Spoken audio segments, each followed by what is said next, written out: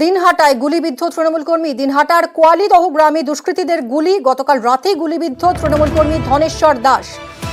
কোচবিহারের হাসপাতালে ভর্তি তৃণমূল কর্মী ধনেশ্বর দাস। গুলিবিদ্ধ তৃণমূল কর্মী শুভঙ্কর আমাদের প্রতিনিধি রয়েছেন। শুভঙ্কর, কারা এই ঘটনা ঘটালো, পুলিশ কি বলছে?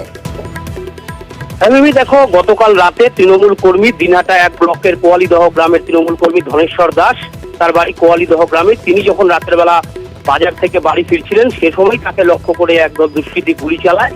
যদিও গুলিটা গায়ে লেগেছে, তাকে রক্তাক্ত অবস্থায় উদ্ধার করে তাকে প্রথমে দিনহাটা মহকুমা হাসপাতালে নিয়ে আসা হয়। পরে কোচবিহারের এক বেসরকারি হাসপাতালে তাকে ভর্তি করা হয়েছে, সেখানে তার চিকিৎসা চলছে। তৃণমূল নেতৃত্বের যেটা অভিযোগ যে দুষ্কৃতীরা এই গুলি চালিয়েছে, গোটা ঘটনা ইতিমধ্যেই দিনহাটা থানায় অভিযোগ দায়ের করা হয়েছে।